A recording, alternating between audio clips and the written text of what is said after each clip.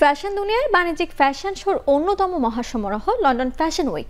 যুক্তরাজ্যে বছরে দুবার ফেব্রুয়ারি এবং সেপ্টেম্বর মাসে অনুষ্ঠিত হয় এই শো।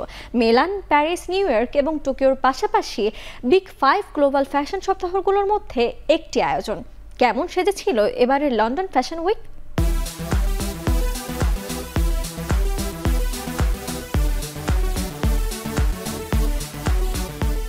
নান্দনিক সব পোশাক নিয়ে 15 সেপ্টেম্বর থেকে 19 সেপ্টেম্বর পর্যন্ত অনুষ্ঠিত হল লন্ডন ফ্যাশন উইক। এবছরের সেপ্টেম্বর আসর জমে উঠেছে আসছে বছরের বসন্ত ও গ্রীষ্মের নতুন সংগ্রহ দিয়ে।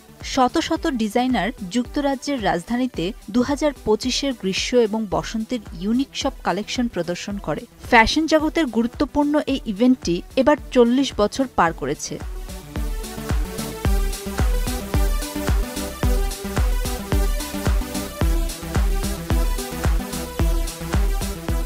বিশ্বখ্যাত ব্র্যান্ড এবং ডিজাইনার বারবেরি, সিমন রোচা এবং জেডব্লিউ অ্যান্ডারসনের পাশাপাশি ন্যান্সি দোজাকা, মলি গডার্ড এবং ক্যারোলিন ভিক্টর সহ নবাগত ডিজাইনাররাও ছিলেন এবারের আয়োজনে।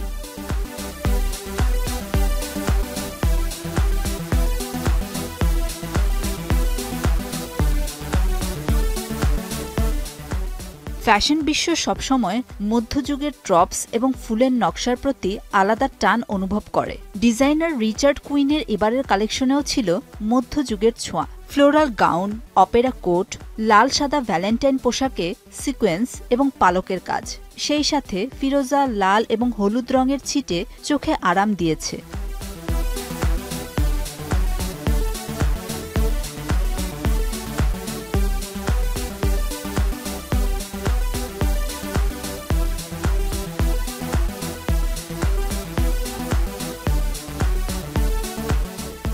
তুর্কি ডিজাইনার বোরা আকসু মানেই less, ক্রুশকাটা, baby doll silhouette, Peter pan কলার, বো, সেই সাথে জন্মভূমি তুরস্কের ঐতিহ্যের ছোঁয়া।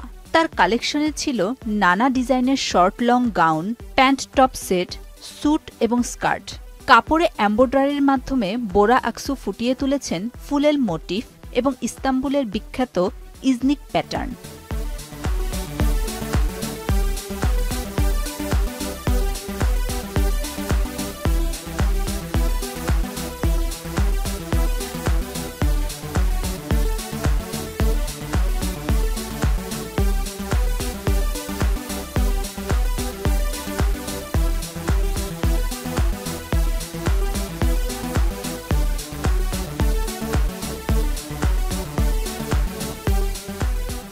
পোশাকের সাথে সাথে মেকআপ, জুতা, গহনা এবং ব্যাগও প্রাধান্য পেয়েছে, কারণ মানানসই আনুষঙ্গিক ছাড়া পোশাক কখনো পূর্ণতা পায় না। মেকআপে হালকা রঙকে প্রাধান্য দেয়া হয়েছে। বিভিন্ন শেপ, টেক্সচার এবং প্রিন্টের কাপড়ে নান্দনিক ডিজাইন এবং সৃজনশীলতার কারণে লন্ডন ফ্যাশন উইক বিশ্বের বিগ 5 ফ্যাশন উইকগুলোর মধ্যে একটি হিসেবে স্থান করে নিয়েছে। প্রতি বছর প্রায় 100 মিলিয়ন পাউন্ডের বাণিজ্য হয় লন্ডন ফ্যাশন উইকে।